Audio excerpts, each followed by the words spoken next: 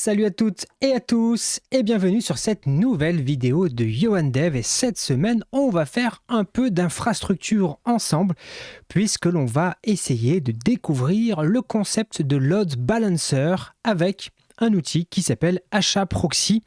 Et vous allez voir, on va se créer un petit laboratoire en local sur la machine grâce à Docker et on va à la fin déployer ça réellement dans le cloud parce que il n'y a rien de mieux que de le déployer pour de vrai.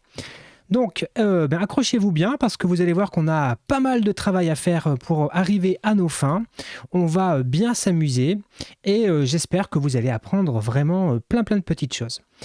Donc, alors, comment allons-nous faire? Eh bien, comme d'habitude, on va se créer un nouveau petit répertoire et puis on va tranquillement travailler à notre projet. Mais avant de commencer, vous le savez, on est sur YouTube, donc n'hésitez pas à vous abonner à la chaîne si ce n'est pas déjà le cas. N'hésitez pas non plus à laisser un commentaire, un petit like, un petit partage. Bref, vous le savez, ça marche comme ça sur les réseaux sociaux.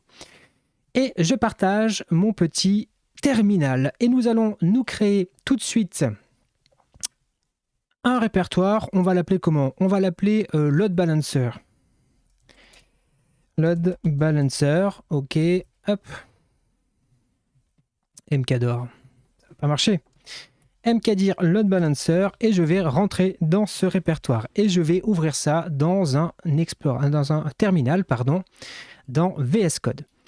Bon, avant de commencer, petit disclaimer quand même, parce que je vois venir les experts en infrastructure, ceux qui administrent des énormes infrastructures. Évidemment, ce que je vais vous montrer là, c'est uniquement à but pédagogique et il est entendu que si vous deviez utiliser ça en production, il y aurait plein d'autres choses à prendre en considération, la sécurité, la scalabilité, les backups, etc., etc. Là, on est vraiment dans un univers de découverte du principe de load balancer. D'ailleurs, si vous ne connaissez pas les load balancers, avant de rentrer dans le vif du sujet, imaginez la chose. Le concept de base, vous avez un serveur, par exemple une application Symfony, et les utilisateurs s'y connectent. Et puis un jour, vous avez, pour je ne sais quelle raison, besoin de mettre à jour cette application, et cette mise à jour nécessite une interruption, peut-être 1 minute, 2 minutes, 3 minutes. Et là, ça va commencer à vous poser problème. Ou alors, vous allez avoir un énorme trafic et cette petite machine va avoir du mal à absorber la charge. Je dis machine, mais ça pourrait être conteneur ou des choses comme ça. Et vous allez avoir besoin de multiplier les instances de votre application qui sont en capacité de traiter tout ce qui arrive depuis Internet. Et c'est là où on va mettre un load balancer devant qui va se charger de distribuer le trafic suivant tout un tas de règles possibles vers une instance de votre application, vers une autre. Et puis typiquement, si on met à jour celle-là, tout le trafic va sur l'autre, on met à jour, et puis ainsi de suite. Et ça permet comme ça de conserver une plus haute disponibilité de votre application. Alors bien sûr, c'est une explication extrêmement simplifiée, mais ça, je pense, permet de facilement comprendre à quoi sert un load balancer. Alors, aujourd'hui, on va utiliser un outil qui s'appelle HAProxy. C'est un logiciel open source qui permet, entre autres, de faire du load balancing. C'est pour ça qu'on va l'utiliser aujourd'hui. C'est un outil qui est largement utilisé dans l'écosystème du web, notamment GitHub, je crois, Stack Overflow, Reddit. Bref, il y a énormément de grosses plateformes qui l'utilisent. On peut aussi noter ces challengers. Il existe Nginx qui peut faire ça, Trafic, Caddy, bref, il y a plein d'autres outils qui font ça. Nous, on va faire quoi? On va utiliser un petit labo en local dans un premier temps. On va construire une image Docker qui va nous permettre de simuler un back-end et une image Docker qui va nous permettre de faire fonctionner HAProxy. Et on va lancer 2 instances de back-end pour en avoir un back-end 1, un back-end 2 et de pouvoir vérifier que le load balancer balance bien les requêtes sur l'un ou sur l'autre. Donc, nous allons faire quoi? Nous allons nous créer un premier répertoire que l'on va appeler démo. Hop. Dans lequel on va mettre, vous vous en doutez, tous les fichiers qui sont relatifs à la démonstration. Le premier fichier qu'on va vouloir créer, c'est un fichier Dockerfile. Hop, Dockerfile, c'est ce qui permet de créer une image Docker. Pour créer notre Dockerfile, on va se baser... Donc là, l'idée, c'est de faire un serveur web. Donc on va se baser sur l'image HTTPD latest, donc c'est Apache en fait. On va y installer quelques petites applications, quelques petites dépendances. Donc là, je vais faire un run ici. On fait un apt get updates, ok, on se met à jour et on va faire un install d'un outil qui s'appelle getText-base. Je vais vous en reparler plus tard, mais ça va nous permettre d'aller modifier une valeur à partir de variables d'environnement. Pourquoi est-ce qu'on fait ça? Vous allez le voir, on va créer un petit fichier index.html et on va vouloir remplacer le contenu de cette page-là pour dire backend 1, backend 2. Ça va nous servir pour notre démo pour bien comprendre quel est le serveur qui répond. Ok. Ensuite, on a besoin de copier donc ce fameux fichier index, le index.html, et par défaut, on va le mettre dans le répertoire qui est servi par cette image Docker. Donc c'est dans le répertoire USR local, la page 2, htdocs, et on met le HTML ici. On va également copier le script d'entry point. Vous allez voir, on va les mettre à côté du Dockerfile et on va le copier dans USR local bin. Comme on veut que notre script d'entry point soit bien exécutable, j'ai ouvert un répertoire, on va lui donner les droits d'exécution. Ok.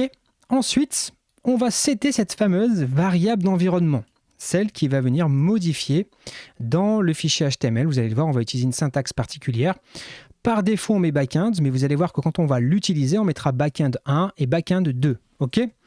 Ensuite, il nous faut spécifier le entry point, c'est-à-dire le entry point dans l'écosystème Docker, c'est le script qui est exécuté au moment où est démarrée l'image Docker. Donc là, on va lui dire d'aller exécuter ce script entry point et on va aller l'écrire juste après, vous inquiétez pas. Et enfin, on va expliciter le port qui est exposé sur notre image Docker, c'est le port 80. Ok ? Donc là, on vient de créer notre Dockerfile. Maintenant, écrivons notre fameux fichier d'entry point. Ok. Donc on va le mettre à côté du Dockerfile. On va faire entry point. Je vais baisser un peu le micro. Entry point.sh. Voilà, nickel. Première chose, on va lui dire que toi, tu vas t'exécuter, c'est du bin/sh. Ça, c'est juste pour exécuter notre script dans le bon interpréteur, en l'occurrence shell. Et là, on va faire quelque chose de particulier. Vous allez voir, je vais copier-coller les commandes et je vais vous les expliciter après. Ça va être assez simple à comprendre, mais il faut le voir écrit une première fois. Ok. Donc là, j'utilise une commande qui s'appelle env-subst. Ça, c'est grâce à la petite lib qu'on a installée qui s'appelle getText-base qui nous fournit cet outil-là. Cet outil-là, il va faire quoi? Il va aller dans ce fichier index.html, il va chercher des variables d'environnement et si c'est le cas, il va les remplacer, il va les substituer par le contenu de la valeur de la variable d'environnement. Et il va stocker le résultat dans un fichier. Ici, on lui met indextemp.html.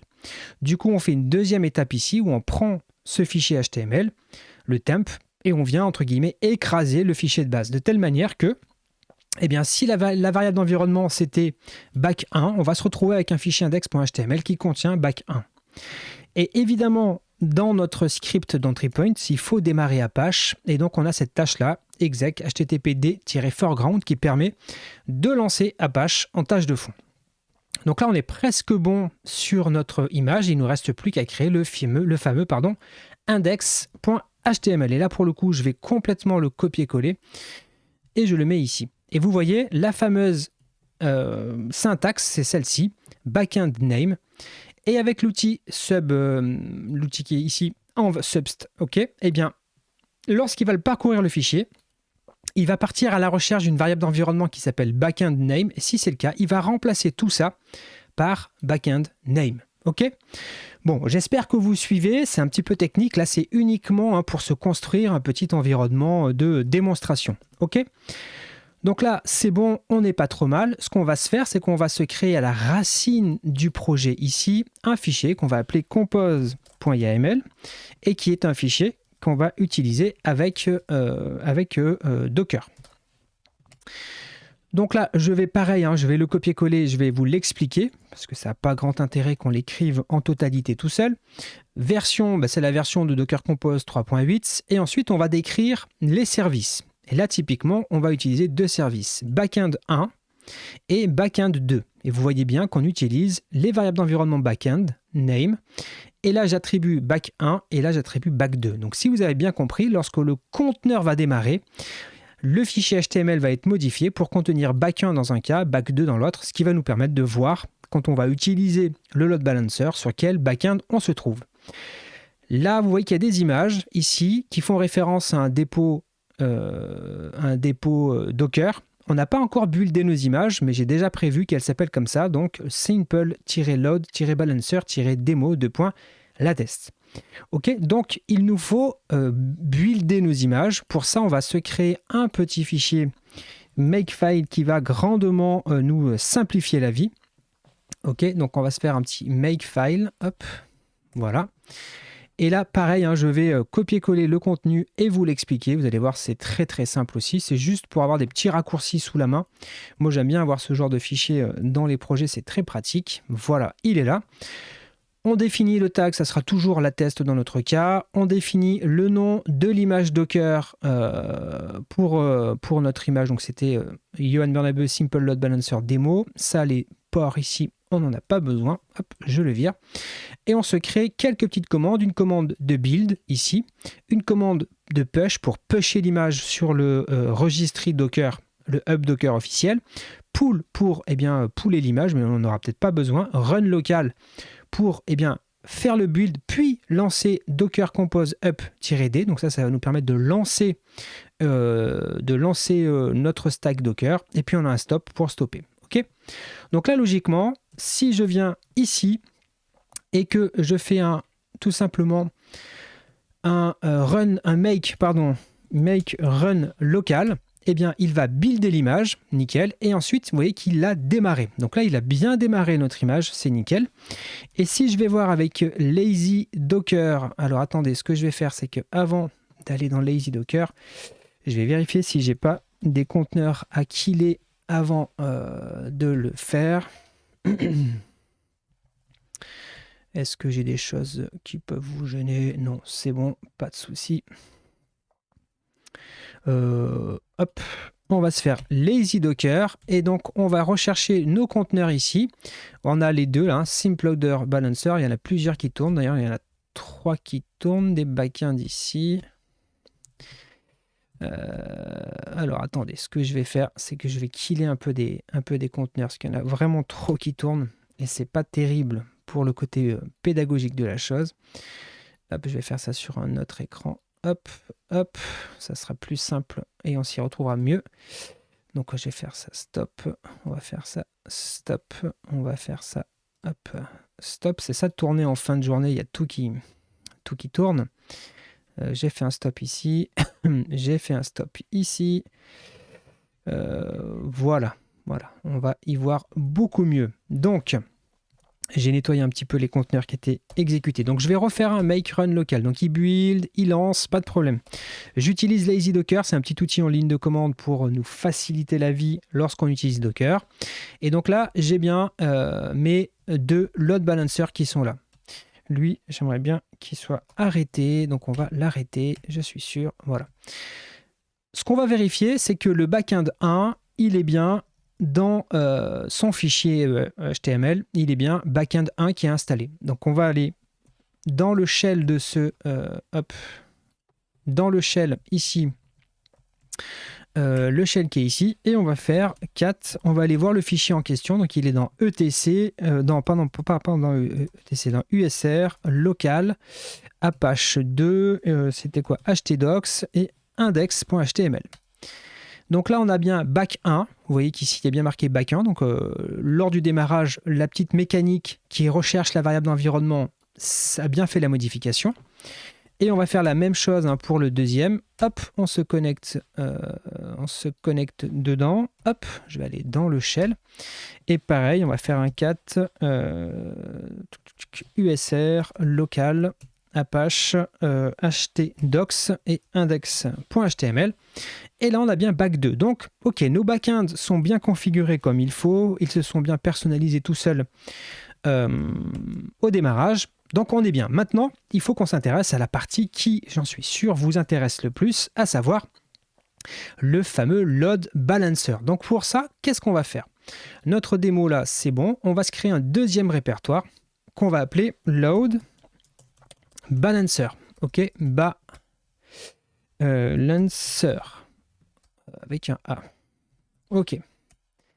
Et là, on va faire à peu près la même chose, hein, c'est-à-dire qu'on va commencer par se créer un Dockerfile, puisque c'est vraiment l'élément de base. Donc, on va se créer un petit Dockerfile directement ici, Dockerfile, et on va venir à l'alimenter. Donc, la première chose qu'on va faire, c'est lui dire qu'on se base sur la dernière image officielle de HAProxy. Comme ça, on n'a pas besoin d'installer HAProxy. On a besoin de basculer sur l'utilisateur root parce qu'on va vouloir installer des choses supplémentaires dans notre conteneur. C'est ce que je vous disais, hein, si vous êtes en production, il faudra bien faire attention à ce genre de choses, mais là on est vraiment sur un lab. Ensuite, on va installer quelques petits éléments, quelques petites librairies. On installe, comme tout à l'heure, getTextBase. On va installer cron en plus et certbot. Ça, ce sont des outils, certbot et cron, qui vont nous servir à gérer les certificats HTTPS et dans notre cas, Let's Encrypt.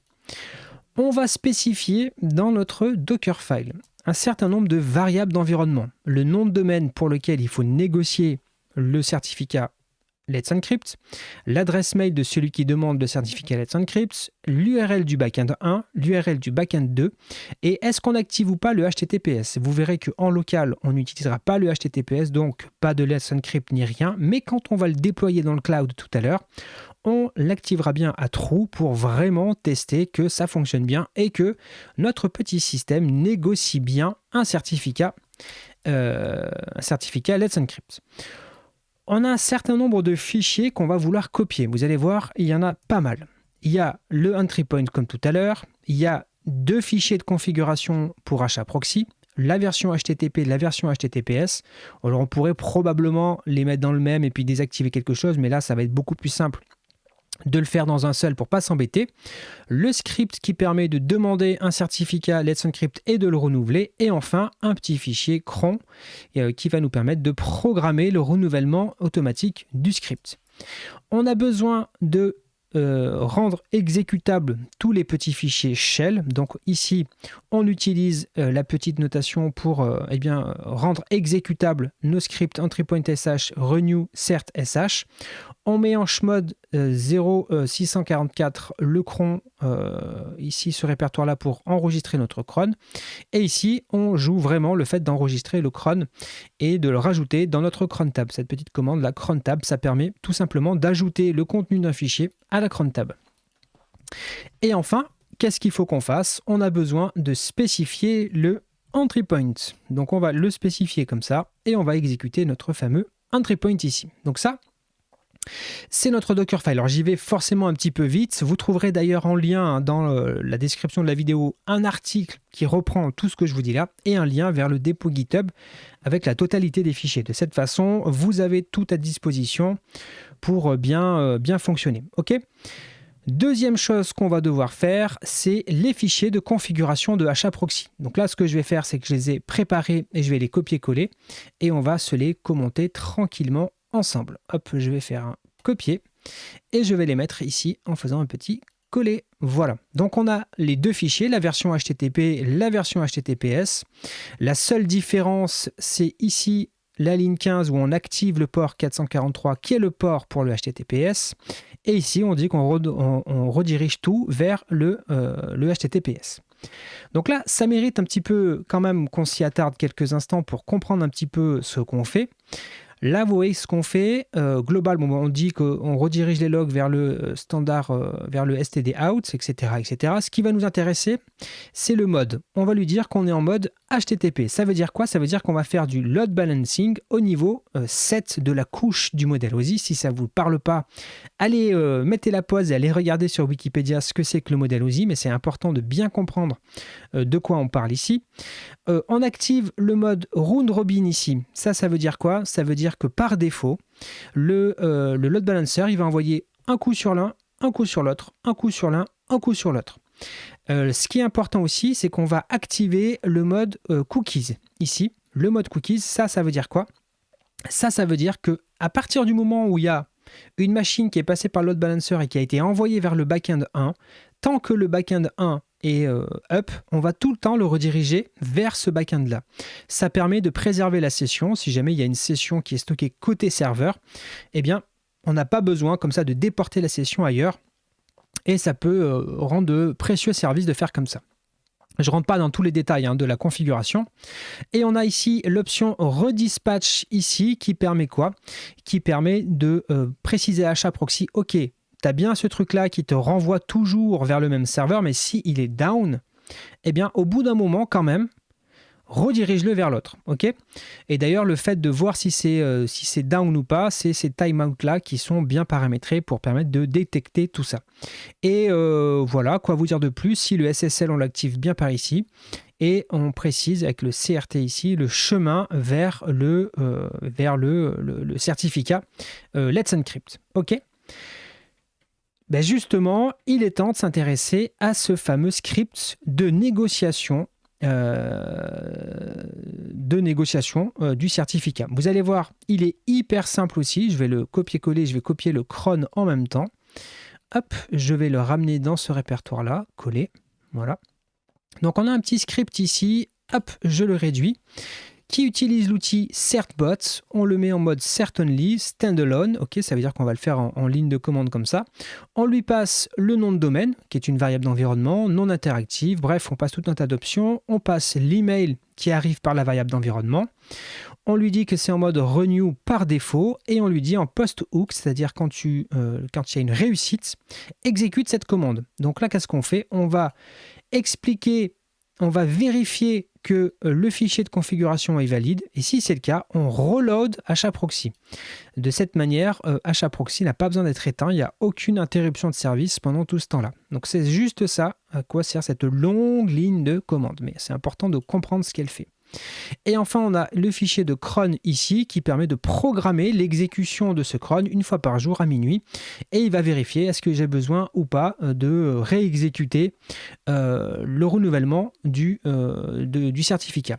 Très important dans l'écran de tab ici, laisser une ligne vide à la fin. Ça paraît bête comme ça, mais c'est très important de le laisser comme ça parce que sinon, eh bien, on a des problèmes avec ça. Ok, ça c'est nickel. Maintenant, il faut qu'on fasse notre fameux script d'entry point, le fameux fichier qui est exécuté au démarrage du conteneur. Là, j'ai envie de dire que c'est le fichier le plus compliqué. Ah, j'ai pas copié le bon. Hop, le plus complexe du projet. Et quand je dis complexe, vous allez voir que c'est pas vraiment compliqué, mais c'est bien important de comprendre le concept. Et il y a deux modes. Il y a le mode HTTPS qui est activé et le mode pas d'HTTPS où on fait quelque chose de particulier. Je vais mettre comme ça pour qu'on voie bien. Donc si le HTTPS est activé, qu'est-ce qu'on fait? Première chose, on joue le script qui permet d'aller négocier le certificat SSH. Ensuite, qu'est-ce qu'on fait? On crée une variable d'environnement qui va s'appeler domain cert pass, ok, et qui va donner le chemin vers un fichier. Et ça, c'est ce chemin-là, le domain cert pass, c'est ce qui est utilisé dans la configuration de HAProxy. Regardez ici, dans HAProxy, on utilise bien cette variable d'environnement. Donc c'est dans le script de démarrage où on vient le définir. Et on définit quoi? On définit l'endroit où va être stocké le fichier. Alors, fichier combiné, vous allez voir juste après pourquoi, et qui contient ici le nom de domaine. Ok. Ensuite, qu'est-ce qu'on fait? On fait un truc un petit peu particulier, c'est qu'on prend deux fichiers. On prend le fichier privkey.pem qui a été récupéré par l'outil qu'on a utilisé ici. Hop, voilà, donc certbot, ok, il nous récupère un certain nombre de fichiers, notamment le privkey, la clé privée, et la fullchain.pem. Et il s'avère que pour HAProxy, il faut que les deux fichiers, les deux choses soient réunies dans un seul fichier. Donc c'est ce qu'on fait avec cette ligne 8 ici. On réunit les deux fichiers dans un seul et même fichier qu'on appelle combined.pem. Et d'ailleurs, vous voyez que c'est bien ce fichier-là qu'on envoie pour être utilisé par HAProxy. Et ensuite, qu'est-ce qu'on fait? Ici, on vient lire avec envsubst, comme d'habitude, le truc qui substitue les variables d'environnement. On vient parcourir ce fichier-là. On modifie finalement les valeurs parce qu'il provient des variables d'environnement et on le stocke dans ce fichier-là, qui est le fichier qu'utilise HAProxy pour se configurer. Et ensuite, eh bien, tout simplement, on programme le cron en tâche de fond. Et enfin ici, si on n'est pas dans le cas de HTTPS true, on fait juste le HTTP normal, on fait le petit coup de la template et on stocke le fichier. Et enfin, on fait quoi? On lance, on exécute HAProxy avec le fichier de configuration. Et là, logiquement, eh bien c'est bon, on a configuré notre petit laboratoire. Donc maintenant, il nous reste à modifier le Docker Compose ici pour y intégrer notre load balancer. Donc je vais rajouter ça. C'est un nouveau service, on va le mettre en haut, qu'on met ici. OK. Donc load balancer, l'image, ça sera simple-load-balancer version latest. Sur le port, alors moi sur mon poste, je vais le mettre sur le 8081. On définit les domaines, tout ça, mais on n'en aura pas besoin dans notre cas parce qu'on met enable HTTPS, on le met à false. Ensuite, on lui dit quoi? On lui dit les backends, tu vas utiliser backend 1. Pourquoi est-ce que je peux mettre backend 1 ici? Parce qu'il va utiliser le nom du service pour se connecter sur le port 80.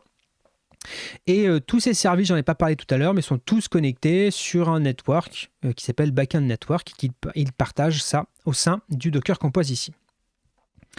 Et pour que la configuration soit complète, dans le makefile, on va rajouter tout simplement le fait de pouvoir builder cette fameuse image. Donc ce qu'on va se faire, c'est qu'on va se rajouter des variables d'environnement supplémentaires ici. Hop, on va rajouter le nom de l'image. Le nom de l'image, du coup, c'est pas la démo, c'est vraiment le nom de l'image du load balancer. C'est ce qui vraiment nous intéresse. Le container name, HAProxy container, oui, bon, pourquoi pas. Je pense qu'en vrai, on n'en aura pas besoin. Hop, voilà. Et il nous faut faire quoi? Il nous faut faire le build de notre image. Donc, on va faire les deux builds en même temps. On va pas s'embêter. Voilà, hop, je vais mettre la bonne indentation. Voilà. Pareil pour le push, on va rajouter le push ici.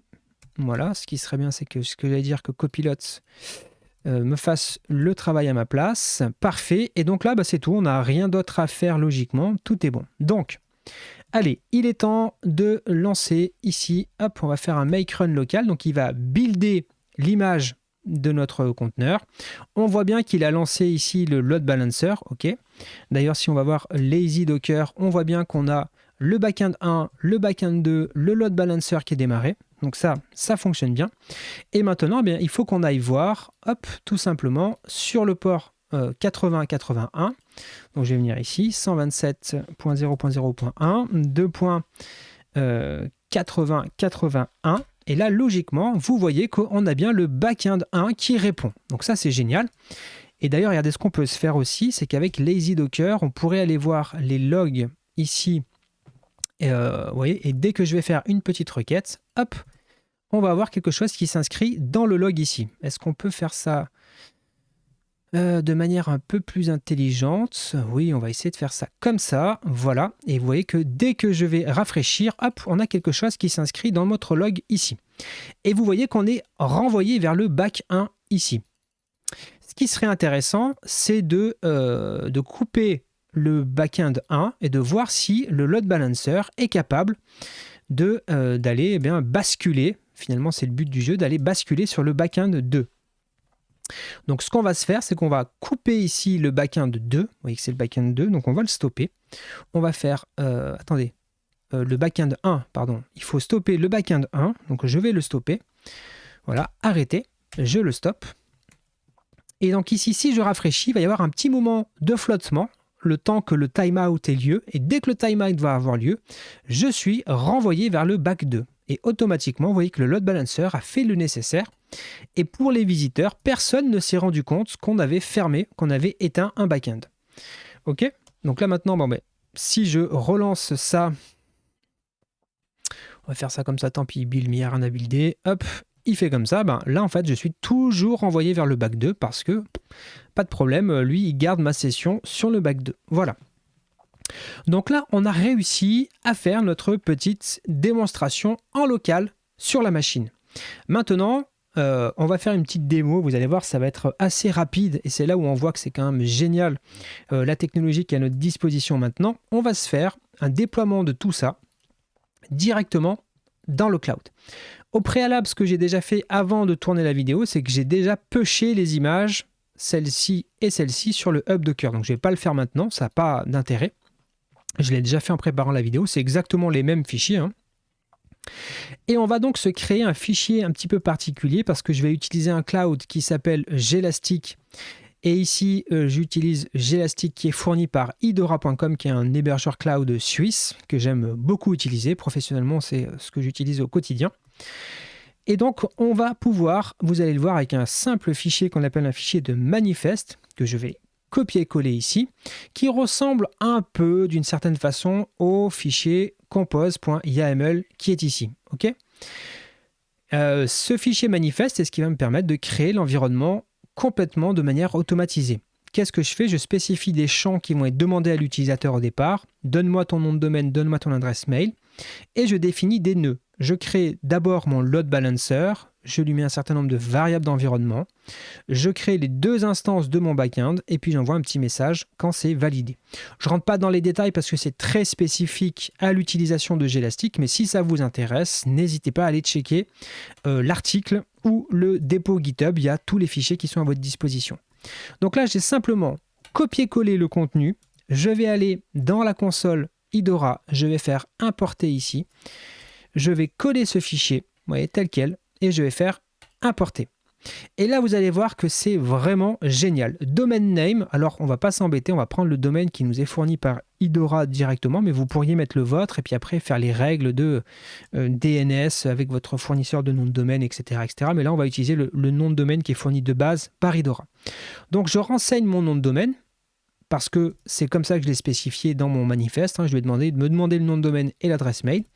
Donc, je vais mettre mon adresse mail. Et c'est tout. J'ai rien d'autre à faire. Je vais cliquer sur installer et on va patienter tranquillement le temps que ce déploiement ait lieu. Donc en fait, on peut avoir un petit peu de détails si on vient ici. Hop. Et donc on va voir que tranquillement, ça va faire le travail. Alors pourquoi ça prend toute la place? Parce que j'ai zoomé. Je suppose que c'est pour ça, non? Ouais, voilà, j'avais beaucoup trop zoomé. Hop, on va faire comme ça et je vais rezoomer. Voilà, nickel. Donc là, on voit qu'il est en train, vous voyez, d'installer l'application Simple Load Balancer. Il nous dit j'ai créé l'environnement.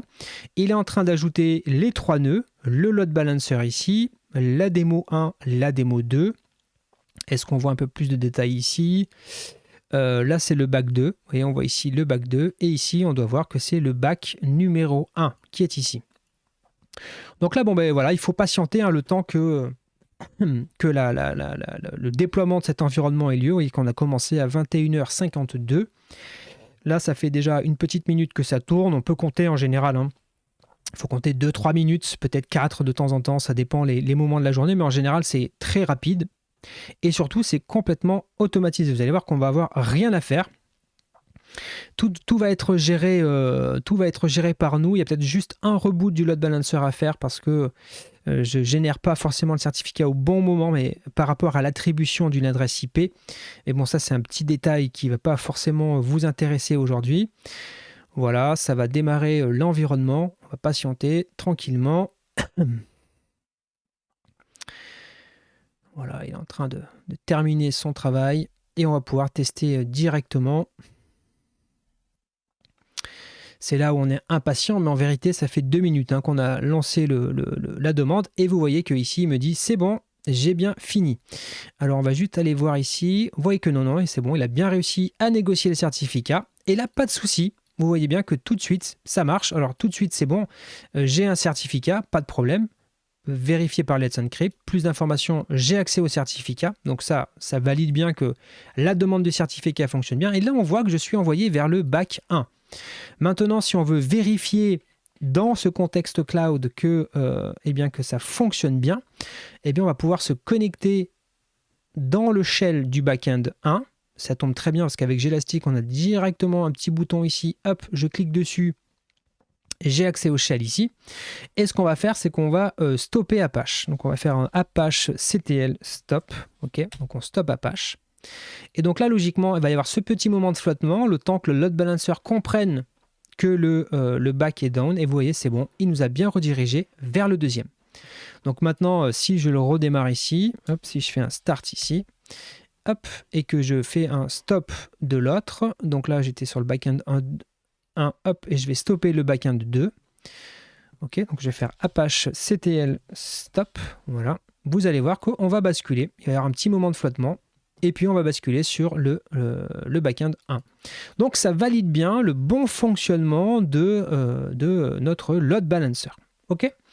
Donc voilà, je voulais vous faire cette petite démo jusqu'au bout pour voir comment est-ce qu'on peut déployer ça dans le cloud. Alors évidemment, l'idéal, ça serait que les bacs ne soient pas au même endroit, que vous ayez la possibilité de les héberger sur plusieurs data centers différents, voire plusieurs providers, et de mettre le load balancer à un autre endroit si vous avez besoin de ce niveau-là de redondance. Bref, en tout cas, vous avez vu qu'avec HAProxy, ça reste relativement simple et rapide à mettre en œuvre. En tout cas, j'espère que vous avez bien compris le principe du load balancer et l'intérêt qu'il peut avoir. J'espère que ça vous a permis peut-être de démystifier un petit peu certaines choses au niveau de l'infrastructure, même si je suis passé forcément un peu vite sur pas mal de points. Vous voyez à quel point Docker, c'est quand même génial pour faire un petit lab sur sa machine pour pouvoir expérimenter, automatiser complètement le fonctionnement de tout ça. Et puis, avec des technologies, là, j'utilise Jelastic, mais il y a beaucoup de gens qui vont utiliser d'autres technologies beaucoup plus avancées, Kubernetes, etc. Mais voilà, il y a des solutions qui vous permettent après de déployer très facilement dans le cloud de manière complètement automatisée, répétable autant de fois que vous en avez besoin. Et ça, je trouve qu'en tant que développeur, en tant que opérateur de solutions dans le cloud, comme moi ça peut être mon cas, une partie de mon métier c'est du dev, une partie de mon métier c'est de m'occuper d'infrastructures dans le cloud, eh bien toute cette technologie-là permet quand même de gagner énormément de temps. En tout cas, j'espère que cette vidéo vous a plu. C'était pas du dev, c'était de l'infrastructure. Je vous avais promis qu'on allait en faire un petit peu plus en 2024, parce que moi personnellement j'aime beaucoup traiter de ces sujets. Si ça vous a plu, n'hésitez pas à liker, commenter, partager, etc. etc. N'oubliez pas aussi qu'il y a la version article avec toutes les portions de code et toute la démarche, et bien sûr aussi le lien vers le GitHub pour récupérer tout le code source de ce labo pour que vous puissiez le reproduire, l'améliorer et l'utiliser pourquoi pas dans des projets. Merci à toutes et à tous, portez-vous bien et moi je vous dis à la semaine prochaine. Salut!